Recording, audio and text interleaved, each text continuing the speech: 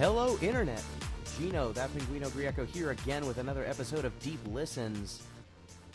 I am joined, as always, by Billy the Fox Rothert. What's up, everybody? Thanks for tuning in this week. I'm happy to talk about a pretty cool game starring a fox of white hair. So obviously I have some personal connections, some personal investment in this, being so closely related to one of the story's protagonists. Yeah, the Silver Fox himself. And we are also joined by Peter the Little Girl Busby. All right, I'll take that. She's a pretty badass little girl. What's going on, everybody?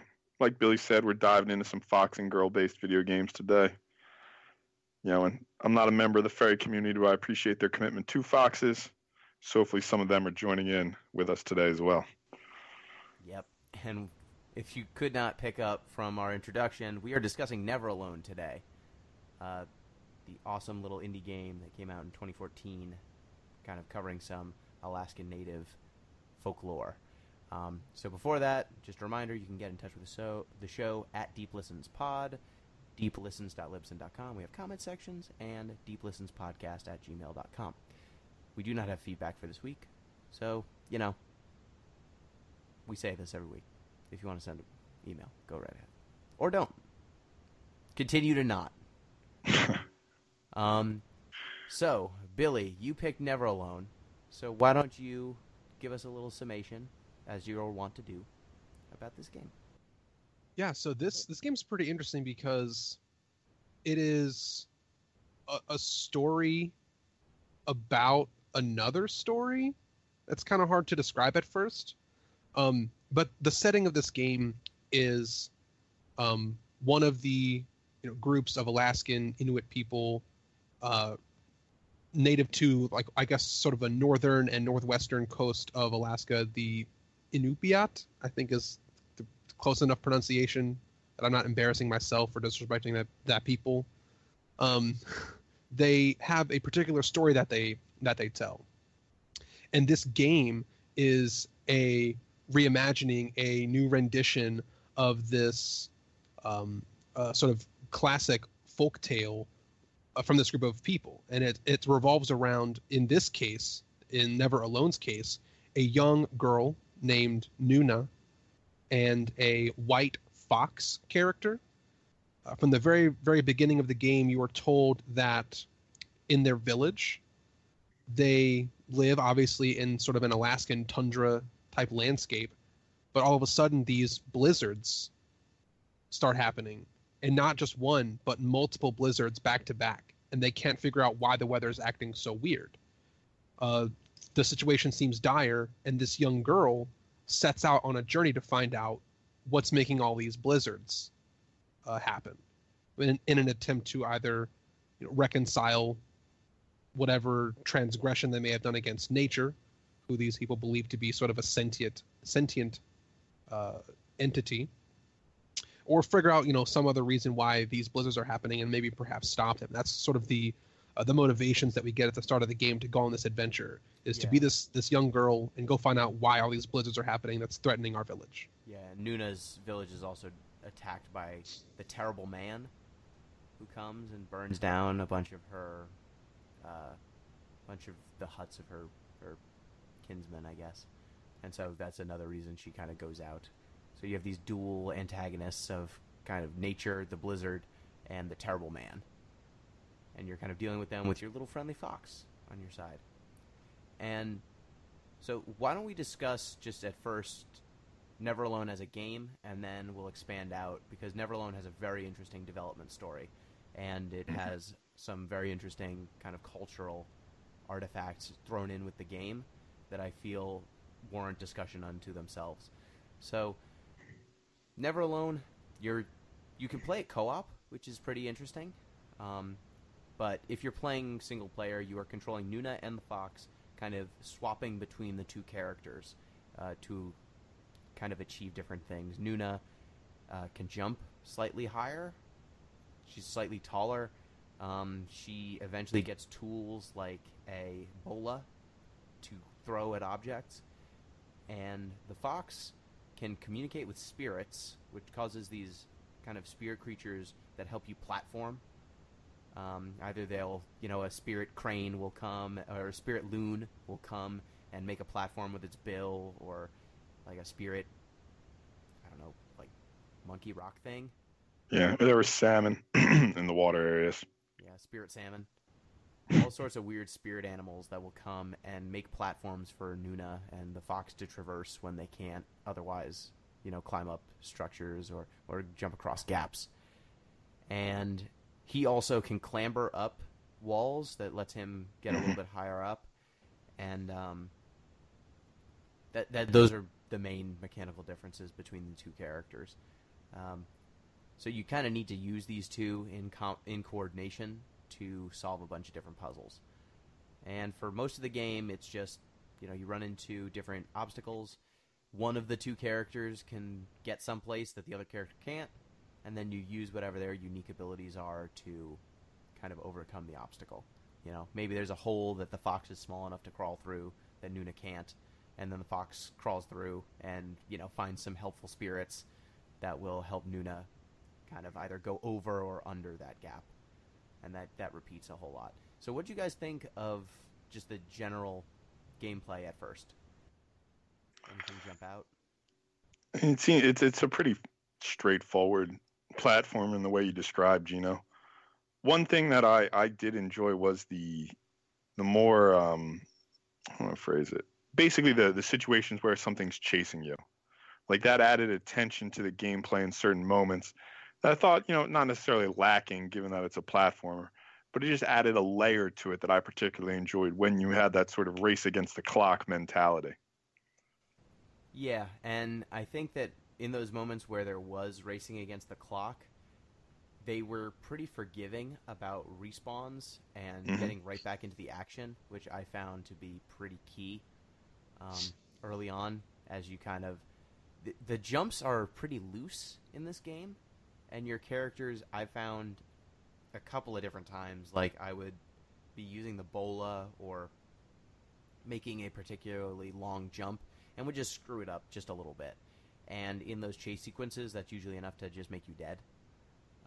So having a pretty fast respawn was important. But otherwise, it's pretty straightforward. There's not that much to discuss, I don't think. Billy, anything jumped out at you? Yeah, so one, I liked how in the first part of the game, the switching between controlling two characters was pretty seamless. It was a single button, just swap back and forth between one control and the next, or one control of a character and the next control of the character. And while you're controlling one, the AI was pretty good for the other. They had a really good, the other AI was really good at not dying or ruining the game for you. So in many cases, if I wanted to explore a little better or move a little faster, I'd play as the fox, because the fox has a higher base movement speed and general better mobility all around, with the exception of like technical mobility, like climbing a rope or climbing a ladder, which Nuna is more equipped for. But if I'm just kind of exploring or walking around, I usually be the fox, and Nuna would just sort of perfectly travel along with me, because the AI knew well enough how to travel in the game to keep up with me as the fox. And that actually reminds me, there were a couple of times I had trouble because the fox is what makes the spirits appear. These different, and spirits are just, they're platforms for the most part. And if you're not close enough to a spirit, it will just vanish. Which in a couple of circumstances, I maybe needed to do a jump with the fox, or I was controlling the fox and Nuna was falling behind, and the platform would just vanish underneath her, and then she'd die. So that was not a huge problem, but it was something that I had to be constantly conscious of, was just if I moved this character that I was controlling too far away from the other character, they would just immediately die. It was a little odd controlling, kind of figuring out what the radius was for the fox. But luckily they don't make you control them separately, like completely separately all that often. And if you do have to control them separately, generally speaking, they don't impact the other so intensely that they threaten just instant death. But anything else? I mean, with the gameplay, it seems like it was pretty straightforward without discussing the story. The other thing, Pete, you wanted to discuss the collectibles. I think if we're going to move on from the gameplay. I want to hit one more thing about the gameplay, Okay. which is I think that this game did a pretty good job of showing you what to do without explicitly telling you. If you got stuck, it would explicitly tell you. So only if you got really stuck would the game throw a hint at you. Oh, yeah. So I'll give a brief example that's not story related, but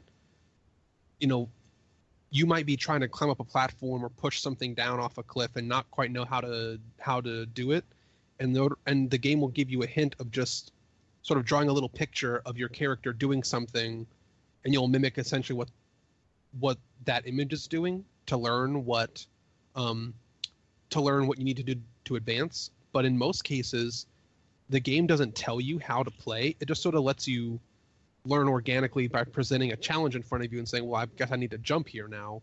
This is going to teach me how far I can jump. This is going to teach me how high I can climb. This is going to teach me that the fox can sort of clamber up a wall better than the girl can. And it had a pretty organic first level or two. It didn't feel like a tutorial. It just felt like the start of the game, and I was sort of organically learning. I appreciate games that are able to in more clever, teach without telling and skip the quote unquote tutorial level. Yeah, and I think another cool thing is when the game senses that you are not quite understanding what to do. Say, for example, those timed moments that you mentioned, Pete. It tends to then put icons over different interactable objects to just kind of give you a hint. Hey, maybe use the bola. Or, hey, maybe you need to... Hey, maybe there's a spirit or something here. And those little visual hints tended to be enough for me to figure out what the heck I was doing wrong. And it seemed to have a pretty good idea of when I was making a mistake because I wasn't noticing something, which I thought was pretty clever. Only popping up icons when you really needed it. So the collectibles are pretty interesting. There's a bunch of foxes, not foxes, owls that you find. And when you walk past an owl, you unlock a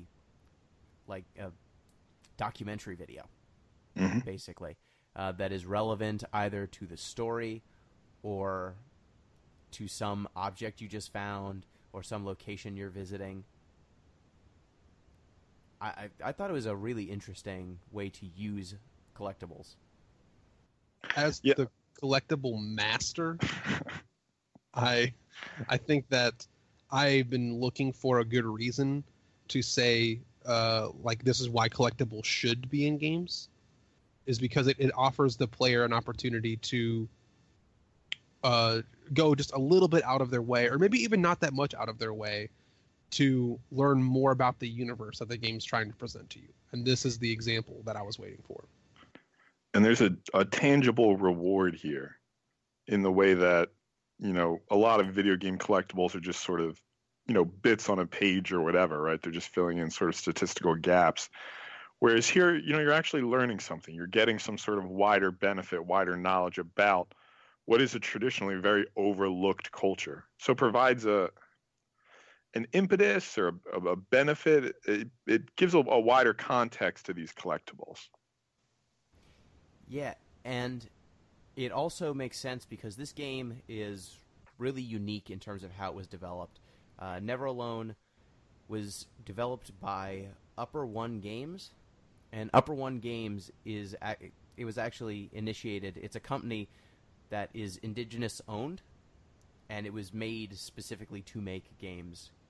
I guess not necessarily specifically to make games about the Inupiaq people, but their first one was, and it was funded with some help from a tribal council, a nonprofit in Alaska.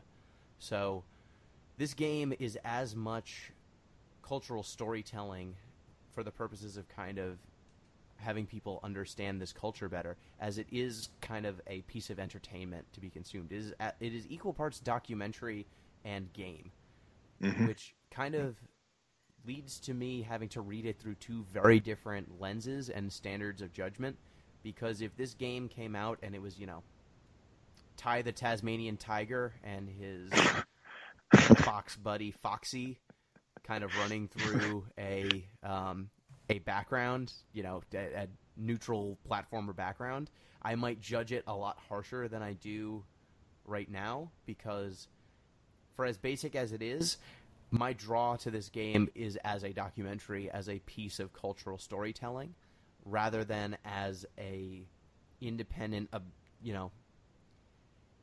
work of gameplay. Because there's some games where you could imagine the game just being blocks and grid, a white background and just neutral everything, and the mechanics Thomas Was Alone? Well, Thomas Was Alone was doing that very deliberately, but I just mean, you could take Dota and make the character models look like garbage and set it on a background with almost no geometry, and just the mechanics hold up so well that I think it would still be a fun game. This game, if you took away the art design, the collectibles, the documentary videos, the explanations of the larger context of the game, I don't think it would be very fun. And also, I don't think it would be a very important game to play. I don't think it would have much weight to it. However, go ahead. But yeah, no, I was just going to echo your point. The platforming, I mean, we moved on from it pretty quickly because the platforming itself can't sustain this game, which, given the extras, I don't think it's necessarily a problem, but it's exactly in sort of the way you're describing, Gino. It might be an intentional design choice to make a game that's easier to digest, because that opens it up in two different ways. One, the gameplay itself doesn't really have any barriers of access. It's not a very hard game. The only time that it's challenging or difficult is because of, I guess, minor mechanical design flaws, being a little bit unresponsive, or controls or jumps a little bit sticky. But it's not very difficult to play, and the choice of it being a platforming game makes it just kind of accessible to any level of gamer. Yeah, there were a couple moments where I just found that, you'd get caught on an edge, and Nuno would just be falling forever, and then the game would figure out what the heck is happening, and then she'd just die or vanish, and stuff like that, where it's just rough around the edges, and a little bit of polish would have gone a long way. But you know what? At the end of the day, I'm just trying to get... I found when I was enjoying this game the most was when I was not having a hard time with any of the puzzles or anything, and I was just going from owl to owl, kind of picking up these different documentary bits, because adding the context, like when you find the bola, and then you hear a story about how integral the bola is to the Inupiaq life, just their way of life, how it was used for hunting, and to have a strong bola, could mean you could feed your family. That adds a level of context to the gameplay that, if that was Ty the Tasmanian Tiger's boomerang, that's very, I'm sure it has some cultural import for Ty the Tasmanian Tiger, but it's not quite the same. And I'll say that this game's choice to add story wasn't just a cherry on top. It's not just an unrelated story that you get fed, via spoon so that you can learn something. It adds an emotional significance to some of the scenes that you see. They'll introduce your only weapon in the game, essentially, which is this ranged bola. And instead of saying, hey, here's the tutorial video on how to use a bola, they say, here's what this weapon means for our culture. And now, whereas any other gamer might say, what kind of weapon choice did they choose here? This is silly. It's like a poorly designed projectile that doesn't really have that much combat efficacy. But now when you get paired with this weapon introduction, a piece of cultural perspective, now it makes it mean something different. It's not just a poor design choice or a bad weapon you get in a mediocre platformer. It means something different. It's given like a new identity as a game mechanic as opposed to just being your weapon. Yeah, and it goes from why did they pick this weapon to they could pick nothing else. This is what it had to be, which is a really different way of thinking. I think this leads us to a larger question, though. Is sort of how are these halves interacting from a pedagogical perspective, right? Because I think this game is in a lot of ways an education tool. right? I think it's really pointing towards what games can be as teaching devices. But I think the question then becomes, okay, given that we really like these sort of external cultural moments, what in terms of a teaching device is this video game adding? Because it'd be easier to explain why they included a game in an economic decision, right? Create interest, get more eyes on it. But if we're thinking, okay, we already have this thing, we already have this text, why is a game a more effective teaching device for this largely ignored culture? And I think my first answer for why a game is when you're acquiring those different items and kind of living through this story, you get a more organic perspective into this culture than you would watching a documentary. It's kind of a third-person perspective versus a first-person perspective, even though the game is one of, you're controlling this third-person character. Mm-hmm. You are enacting the story. You are living out the folktale versus having someone tell you you are actually in this game. You're doing both. You're having someone tell you the folktale and then also living it out, and kind of getting those two different modes of communication. I found they kind of reinforced each other. Kind of seeing both, having a person explain to you what the little people are, and then seeing an artist's rendition of what the little people are, and then seeing how they behave and interacting with them in the game. All of a sudden you get a much more holistic appreciation for what this character is in this folklore than I think you would if someone just explains it to you. It's kind of like in a documentary when you'll interview someone and then you might show a drawing of what this thing might be, and then you'll show a video of a reenactment. In this game, they do that and then also have gameplay to throw on top of it, and I think it's this additional layer was enough to hook me.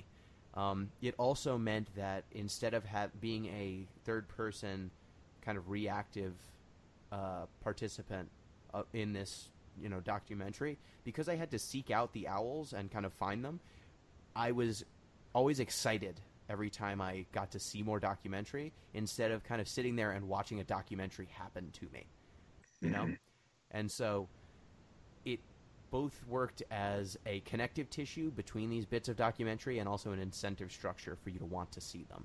Like, if the bola didn't come with the documentary bit, I might not have understood why it mattered. But when they both came together, it was like, oh, great, here's a gameplay break, because the gameplay's not that engaging. So just having that nice pacing interwoven in helped.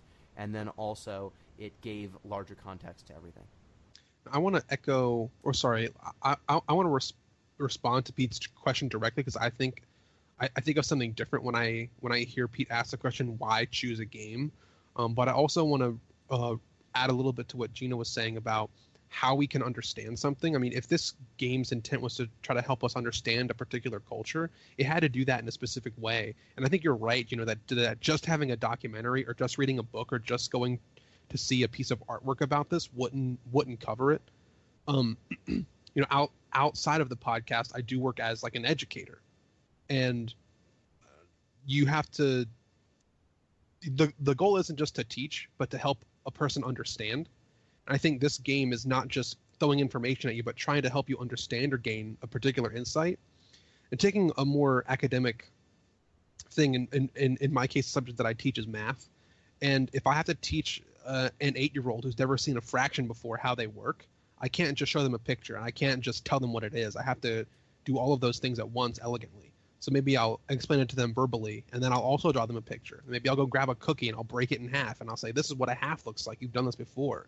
And I'll appeal to all the sorts of things that might trigger these little hooks and links to start forming in their mind. And then over time, it will get this amalgamation of thoughts that generate an understanding. And I think if we had done an exploration of this culture with just book or just a film or just viewing artwork, we wouldn't have gotten the big picture. But as a game, this lets us have an opportunity to get all of those things integrated as one, and it creates something more than any of its pieces in isolation. But now I want to answer sort of Pete's direct question, why choose a game? And I think about what the story meant hundreds of years ago to the people, right? Some of the cultural insights talk to us about why stories were told, what the purpose of storytelling was, and the significance of storytelling. And it was something that you did, one, to sort of pass the time, but two, to make sure that you could preserve the legacy of your people or your relatives, or tell meaningful stories in order to teach lessons.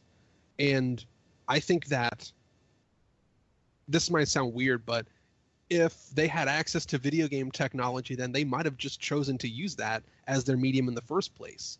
Because from a video game's architectural structure, like what makes a game, it's supposed to be sort of entertaining, something that you do during your downtime, and you get something out of it. And that's what they told stories for anyway.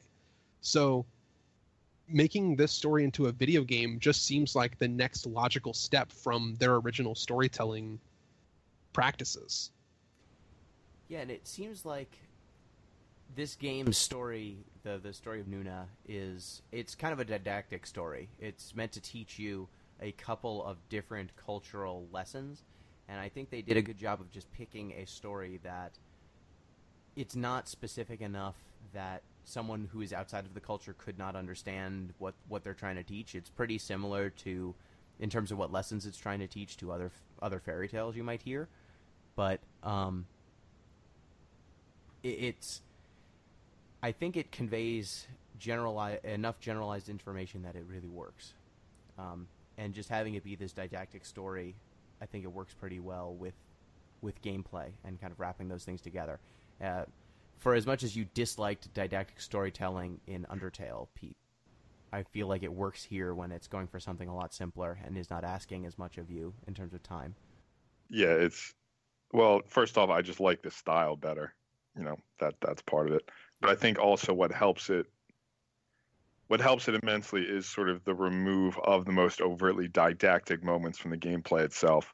I agree with you that the lessons the gameplay is teaching, how do I phrase that? It's not necessarily that the gameplay isn't teaching any lessons itself. It certainly is. When you think about sort of what's conveying the most information, it is those documentary bits. And I think the point you made about the incentive structure is particularly salient. Like, you really have to strike a balance here between conveying those moments of cultural import while still keeping those owls something exciting to find, right? Like, they presumably could have scattered owls everywhere and given a lot more cultural information, but that would have ruined the general excitement of tracking those owls down, which really is key in the way you're describing. Yeah, and one of the big, I think, kind of important design decisions they made was most of the owls are on the critical path or right off of the critical path, and you'll hear a hoot hoot when you're nearby, but for the most part, you're not tracking them down. At least for the first, 3/4 of the game, I was able to find every single owl without really looking around or trying. Yeah, they just show up. And that was perfect. Like, this game is as much supposed to communicate that documentary information as it is supposed to be this, 2D platformer. There is a version of this game, a worse version of this game, where the owls are hidden in weird corners that you have to do an extra hard platforming section to find. And I feel like, for the purposes of education, that is worse at its goals, even if the gameplay is tighter, or even if the gameplay is more challenging. Because that's not really the point here, right? If we're talking about sort of what you're being rewarded for, the owls aren't necessarily meant to reward you for gaming skill in the way that, a new skin for your M4 is in Call of Duty, right? Like, these are more rewarding you just for, your interest in exploring a culture divergent from your own. Yeah.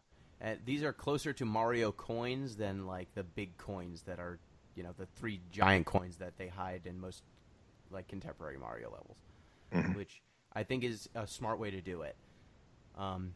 And one of the other things that this game made me think about was there's kind of 2 schools of game design that I hear about a lot: top-down game design and bottom-up game design.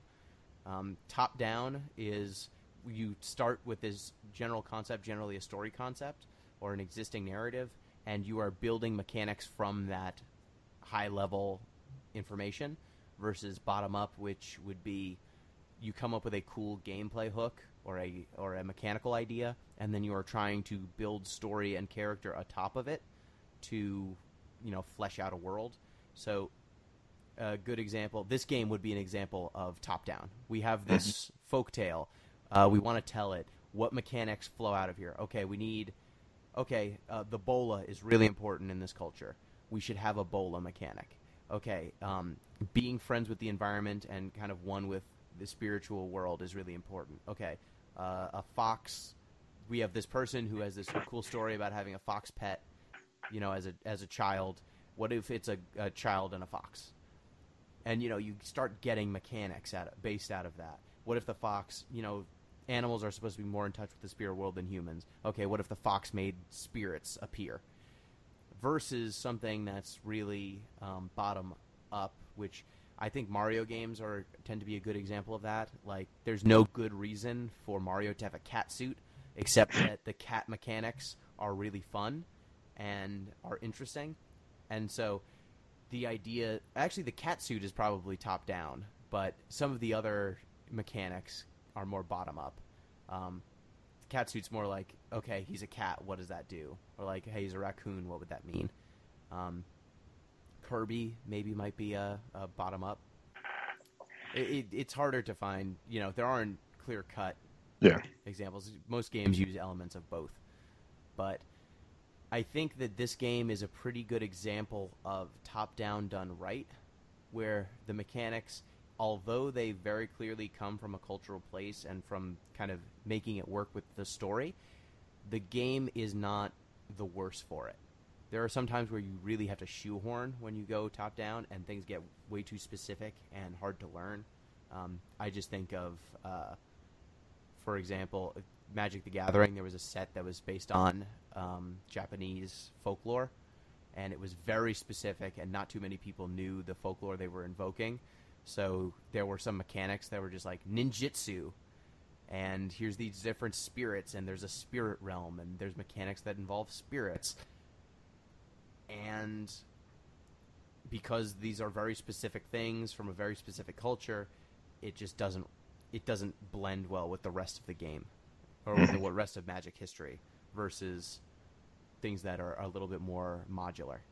And so I think that they did a good job of blending cultural relevance with understandable gameplay. I think you see this, just a personal interest of mine at the moment. You see this all the time with, sort of aesthetics of Japan in the way you're describing, right? The one that you see all the time in science fiction is katana, samurai swords, Japanese swords, right? Everybody's always wielding them. But I think what makes things sort of paradoxically easier and more difficult for this game is sort of the lack of knowledge about the culture they're describing. So it's easier to sort of drop a katana in with no context, and everyone's just like, ooh, swords are cool. But you try to do that with a bola, and it requires a lot more sort of cultural apparatus to understand the function and significance of it. So by picking they didn't really pick it, right? Obviously, we've talked about the development history. But in working with a culture that's less well known, I think it makes it easier in a sense, because you sort of avoid those, tropes or motifing of these ideas, whereas more difficult, well, then maybe you need some more apparatus there. Yeah. And I think that they did a good job of, when they call it a bola, I'm sure that there is a word in Yupiak, or whatever the language they speak, that means bola. I'm sure bola isn't the word, but just calling it a bola does a little bit of work. You can use these very specific terms that would mean, they would be more correct in terms of speaking culturally.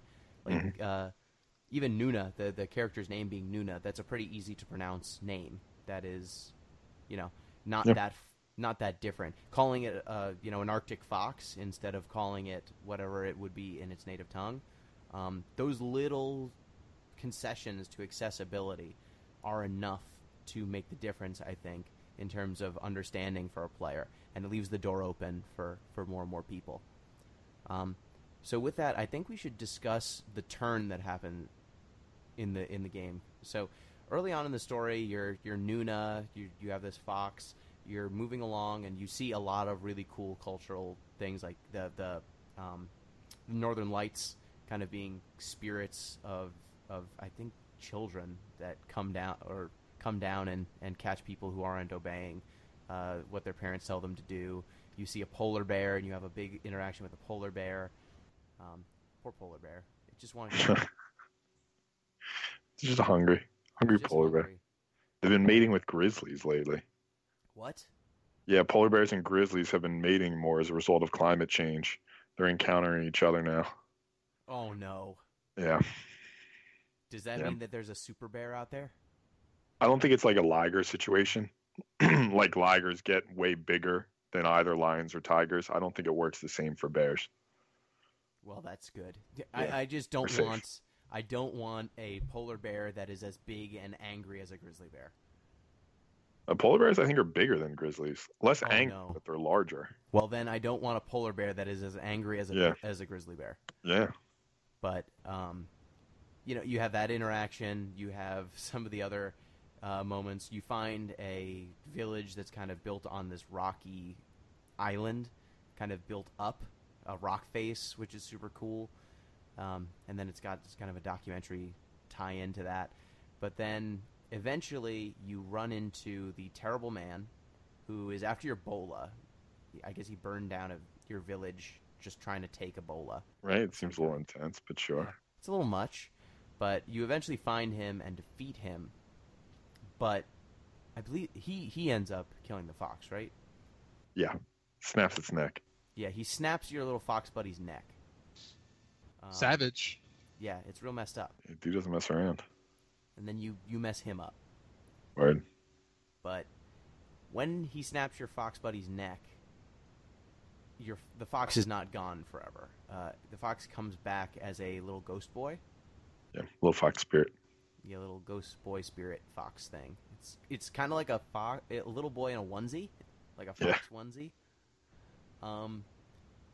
But that leads to a pretty big mechanical change. All of a sudden, you go from having this fox that, kind of controls like Nuna, but jumps a little bit further, runs a little bit faster, and can clamber up walls, and turns into this flying character who can phase through solid objects, like some solid objects, and can interact with spirit.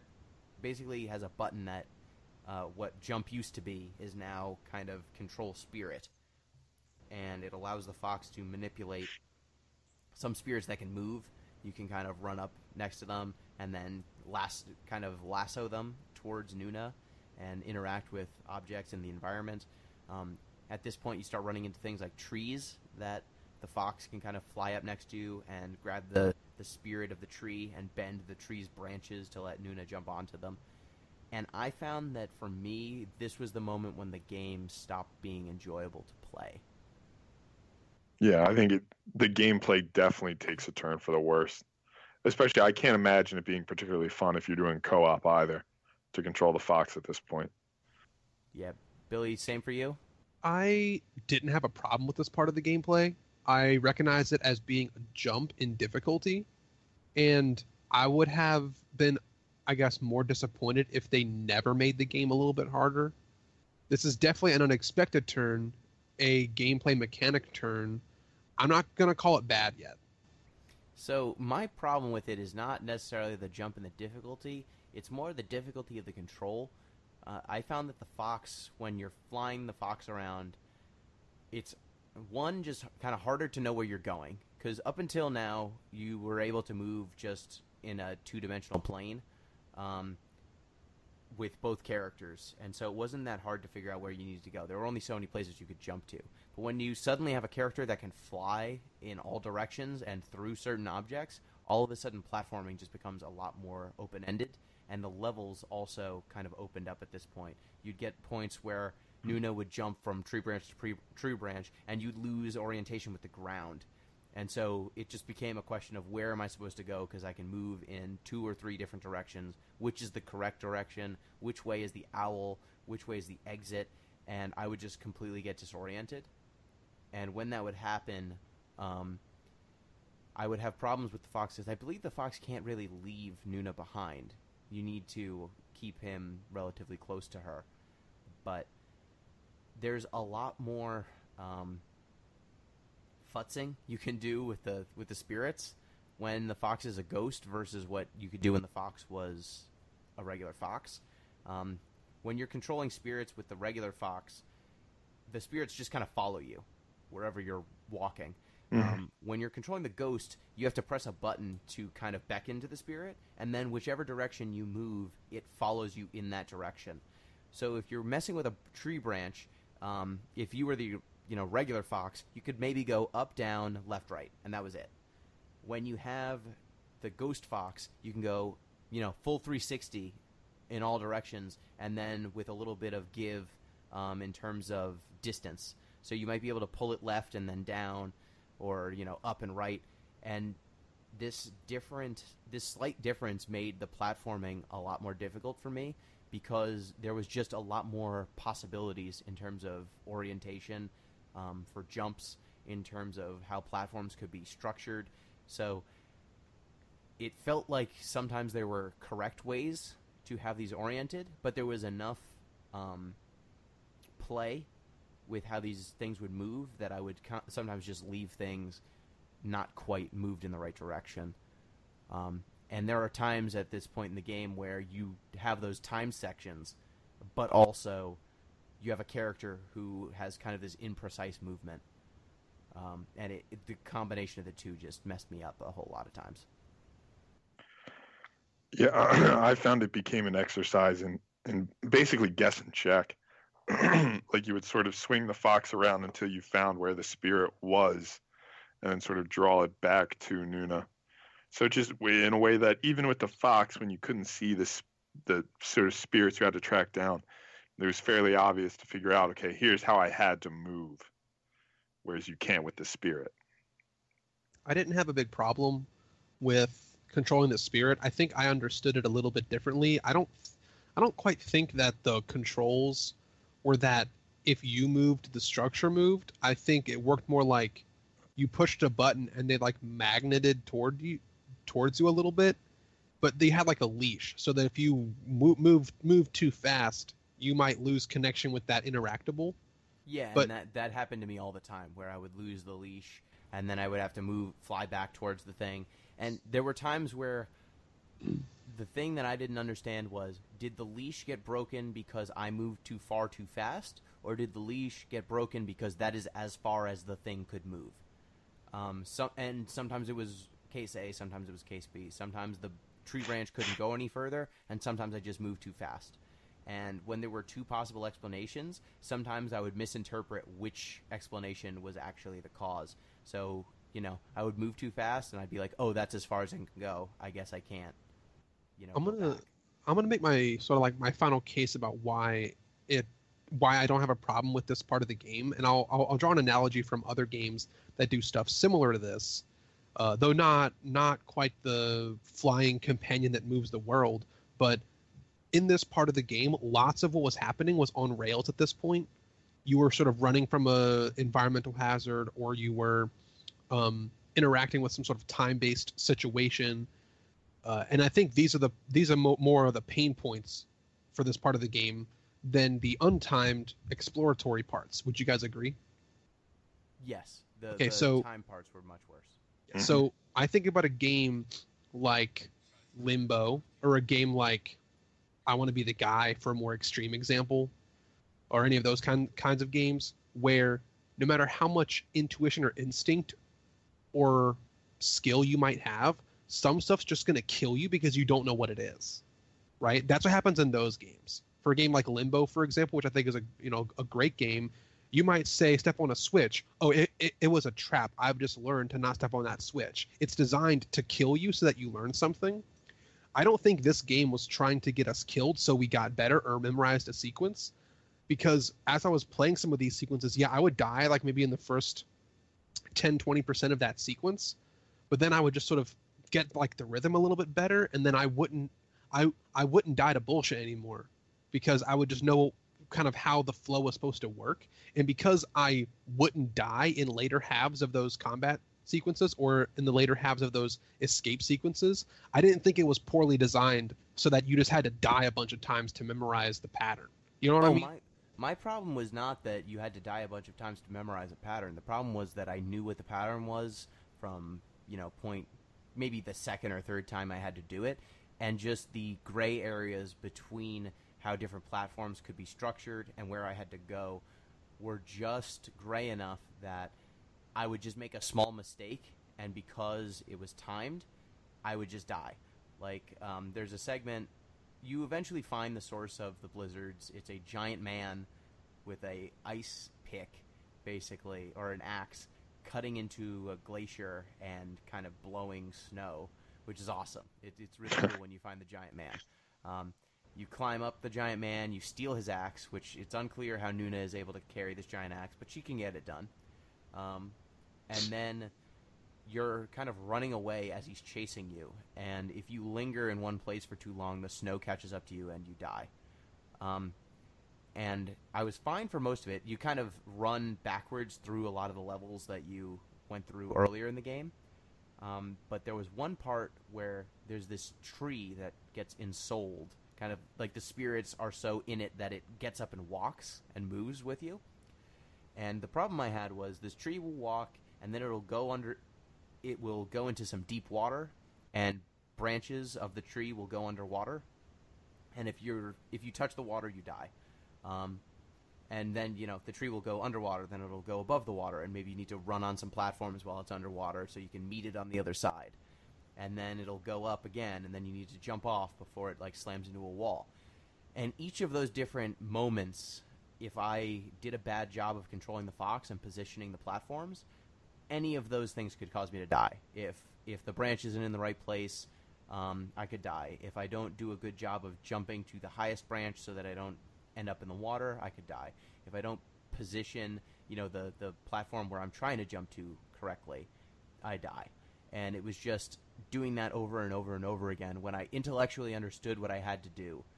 But it felt like the game's controls were just loose enough that I could screw up from a jump. I could screw up because the fox, I just couldn't control him fast enough. Or I could screw up, for any number of other reasons. And it was just enough that in this game that otherwise is pretty breezy, getting up to this point was just such a frustration. And to compound that, at this point, there are no more owls. You're just finishing the game to finish the game. And that was not enough. I just want, maybe you get the last cutscene. But there's no big... Most of the story is already told. So you're not kind of getting these breadcrumbs anymore. You know what I'm saying? Pete, did you have a similar experience? Yeah, I mean, I agree with you that sort of this game took a twist. I don't even know if it's necessarily... I don't know if it's necessarily difficulty dependent. I don't think that's necessarily what you were saying either, Gino. No. But in my mind, it just became something where I had to do a lot more sort of... I guess it can't really be legwork considering this fox spirit is floating. But basically legwork. Like you have to sort of check around, float a bit before you can actually sort of get moving. And I mean, it didn't destroy the game for me by any means. I just thought things were a lot stronger when they were, let's say, sort of grounded in the physics of the environment. Now, I get the turn, right? Because it fits in with that overall narrative we're looking at, where we're talking about sort of the importance of, the environment, everything has a spirit. They talk about sort of how these animals also have human forms, right? So it fits into that overall structure, but I mean, they could have just made the spirit walk instead of float. Yeah, or even if you're making it a floating spirit, maybe make it so you don't have to press a button to get things to tether to you, because I almost never found that I was controlling the spirit when I didn't want, other objects to tether to it. It felt like that last fourth of the game was not as heavily tested as the earlier parts. But on the whole, I don't think it ruined the experience at all. I just thought that by no means. It was a shame that the last quarter of the game had such a big mechanical shift. And I felt like it was to the game's detriment, because what I enjoyed early on was how simple the game was and how effective a delivery for this cultural story the game was. But when you get to this point where it's kind of trying to be both a difficult game and a story delivery mechanism is where I got the disconnect. Mm-hmm. So is there anything else with Never Alone? Did either of you do the Fox story, the second story? The DLC? No. Yeah. I didn't do Foxtails. Okay, I didn't either. Well, I guess I when I picked the game, I didn't look too deeply into whether it had like optional DLC. And if we're gonna do that for a podcast, I think we should probably announce it like, early. So it's probably better that we didn't jump or include DLC that maybe some of us didn't have a chance to play. Yeah, sure. So I think as a documentary, I think it's super effective, and I hope that this game is a good example for other, I guess, documentarians or people who are interested in communicating a specific history, that this is a way it can be done and it can be effective.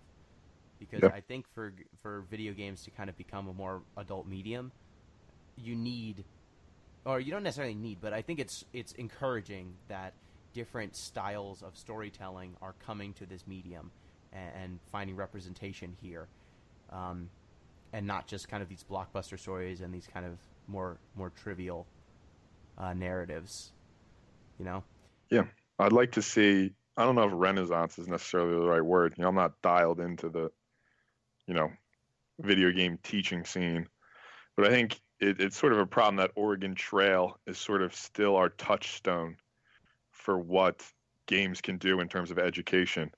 And I think this hopefully points to, all right, we're a little bit more sophisticated now. We can do a little bit more. Let's see, maybe we can incorporate video games, back into the curriculum a little bit more. Yeah, and unfortunately, I don't think Dante's Inferno is going to make it. I don't think that one's going to make the cut. I don't think God of War is going to be an effective teaching tool for Greek mythology.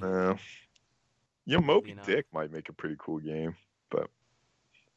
Well, you have to ask yourself the question, do you want to see Ahab have to press X to stab Moby Dick in the eye? Yeah, that's true. It does get a little brutal. Because that's how it's going to end. Press Y to choke Ahab to death. Yes, press Y to choke Ahab to death. Ahab, you press X square circle, and that winds the arm up, and then you have to line it up, and you hit Moby Dick. The beginning would be even better. It would be like, press A to start the homosexual undertones between Ishmael and Queequeg. Yeah, a squeeze of the hand would be a weird section. The section where they're playing with whale blubber would be really weird. But, oh my god. Someone out there who's listening, make the Moby Dick video game. You guys are dumb. We're not dumb. No, we're erudite. We're well read. Yes. So, thanks, Billy, for picking this game. This was a game I was wanting to play for a while, and it was good to play Never Alone finally. Yeah. Yeah, I mean, I just try to pick games that I think we'd all be relieved to get a chance to play, and not games like Charles Barkley, Shut Up and Jam Guide Den, and Sonic Chronicles: The Dark Brotherhood that have been so difficult to choke down. I like Charles Barkley. Charles Barkley's so in that game. But Charles Barkley's Shut Up and Jam Guide Den was legit. Any last thoughts on Never Alone, Pete or Billy? Or are we all good? No, yeah, just my point was the teaching. And I think I've made it. I think that if we look at the gameplay in a vacuum, there's nothing particularly outstanding about Never Alone. But if we consider everything that this game tries to accomplish and how well it does that, and I have to say that through the admission that I know very little about Inuit culture, so if this was a poor representation, I certainly wouldn't know it. Yeah. But given that there is zero representation of this culture in my field of view in terms of media and like entertainment industry, I feel like this has given me a ton of insight that I would not have had before, and that I would not have come across had I not been interested in playing this cool video game. Mm-hmm. Mm-hmm. Great to hear it. So it is my turn to pick the next game we play. Lay it on us, man. And I decided that I wanted, we just enriched our lives and experiences. We learned about a culture that is not our own. So I wanted to learn about another culture that we might not be, be particularly familiar with.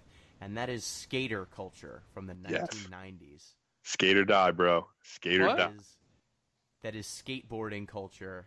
And the game we're playing is Tony Hawk's Pro Skater 2. Time to thrash. What? Time. Lights out. Turn on the radio. I hope, is there some Blink-182 involved too? Because I've not listened to enough Blink lately in my life. No, I don't think there's any Blink-182, but Right. there is a surprising amount of Public Enemy. I do Really? know that Guerrilla Radio is on that soundtrack.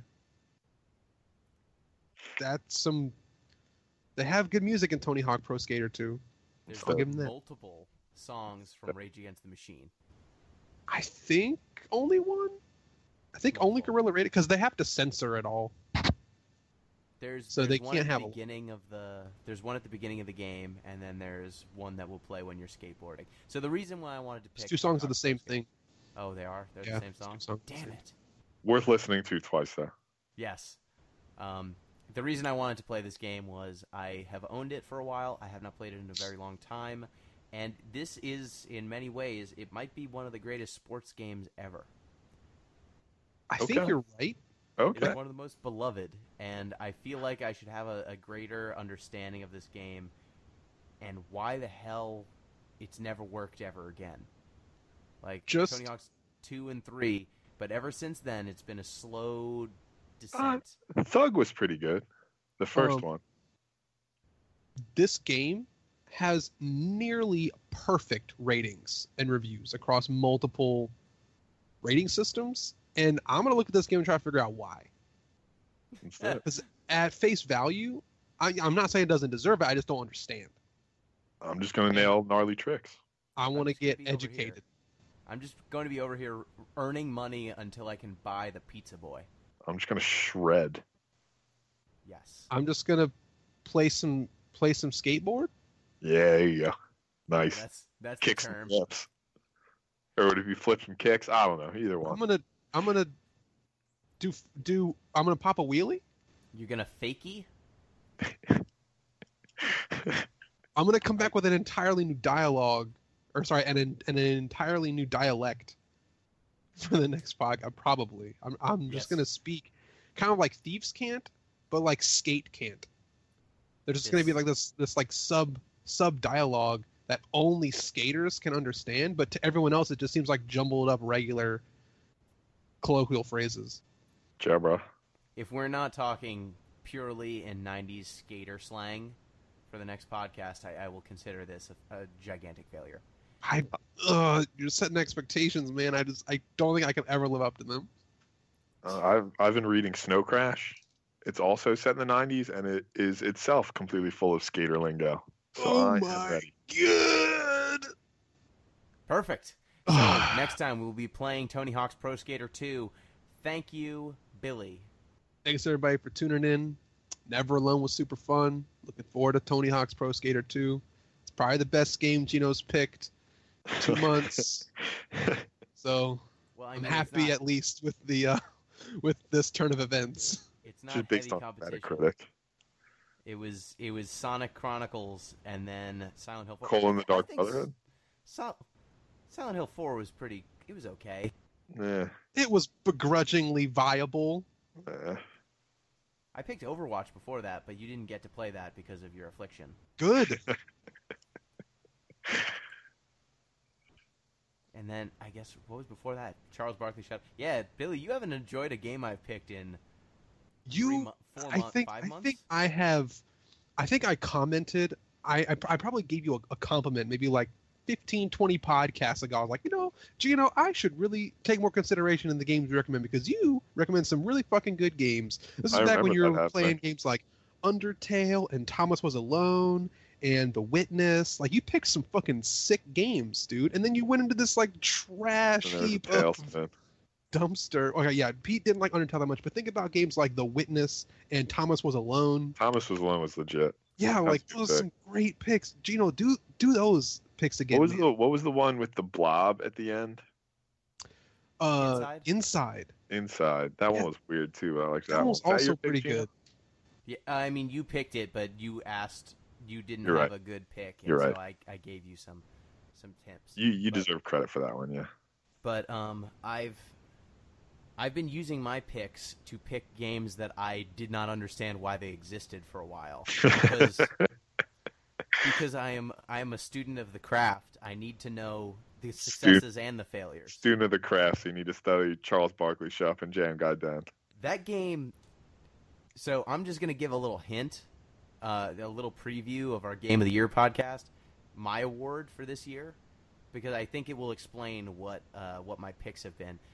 My award this year will be the Platypus Award for a game that should not be. And that is going to be an award for the game that we played that should not exist. All right. And so there are some games that I just needed to know. How did this happen? There's some contenders. We have two. We played a bunch where it's like, Yeah. How the fuck did this get greenlit? That's true. Who made this? Why did someone decide that their time was worth it? This is their life's work. Yes. You know, the funny thing is, I don't know if Charles Barkley Shut Up and Jam Guy Den is going to win that because they didn't have to convince anyone. Yeah, I don't think it's going to get my money. vote, but it's still a strong contender. Yes. Now, I understand a little bit more about what you're trying to do. It reminds me of a quote that I like from Niels Bohr. That's an expert is a man who has made all the mistakes which can be made in a very narrow field. And you're trying to examine all possible mistakes of video game development just so you can understand all aspects of what this industry has to offer. Exactly. And we've been chosen to share that journey with him. Yay! So we've been like anointed and now, as for having joined me For on the this chosen. journey, I reward you with Tony Hawk's Pro Skater 2. Thank you, Gino. Thank you for your benevolence. All right. Till next time. Thank you, listeners. Remember, you can get in touch with the show at deeplistenspod, deeplistens.libsyn.com. We got comment sections and deeplistenspodcast@gmail.com.